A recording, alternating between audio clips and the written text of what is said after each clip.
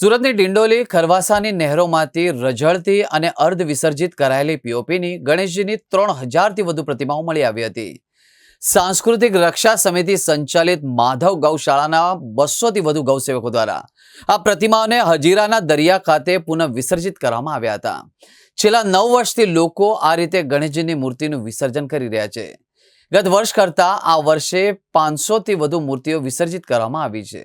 सांस्कृतिक रक्षा समिति संचालित माधव गौशाळाना अध्यक्ष आशीष सूर्यवंशीए કહ્યું કે ઉધના વિસ્તારમાં આવેલી માધવ ગૌશાળાના ઉધના, પાંડેસરા, બમરોલી, ડિંડોલી વિસ્તારના 200થી વધુ ગૌસેવકો દ્વારા ગણેશજીની અર્ધ વિસર્જિત પીઓપી બનાવટની 3000થી વધુ મૂર્તિઓ ડિંડોલી અને ખરવાસા નહેરમાંથી બહાર કાઢી એ મૂર્તિઓને હજીરા ખાતેના દરિયા કિનારે પુનઃ વિસર્જિત કરવામાં આવી છે।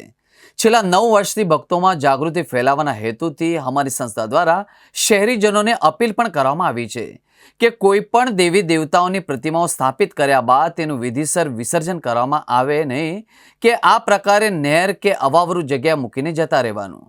આ વિશે અમારી સંસ્થા દ્વારા મ્યુનિસિપલ કમિશનર ઉપરાંત પોલીસ વિભાગને વારંવાર રજૂઆતો પણ કરવામાં આવી છે। પોલીસ અને એસએમસી દ્વારા પણ આવી ઘટના ફરી ન બને તેના ભાગરૂપે આ નહેરવાળા વિસ્તારમાં વિસર્જનના દિવસે પોલીસ બંદોબસ્ત રાખવામાં આવે છે અને જે વિસર્જન કરવામાં આવે તેવા ભક્તોને અટકાવવામાં આવે છે। તેમ છતાંય ના સમજ ગણેશ ભક્તો દ્વારા તકનો લાભ લઈને વિસર્જન કરી જાય છે। આજ રોજ માધવ ગૌશાળાના 200થી વધુ ગૌસેવકો દ્વારા ચલથાણની નહેર, ખરવાસાની નહેર, મઢુરમ સર્કલ નહેર ત્યાંથી શ્રી ગણેશજીની 3000થી વધુ પ્રતિમાઓ જે અર્ધવિસર્જિત હાલતમાંથી એ તમામ મૂર્તિઓ બહાર કાઢી સ્વચ્છ પાણીથી નવડાવી ધોવડાવી આરતી પૂજા કરી હજીરા દરિયા ખાતે પુનઃ વિસર્જન કરવામાં આવ્યું।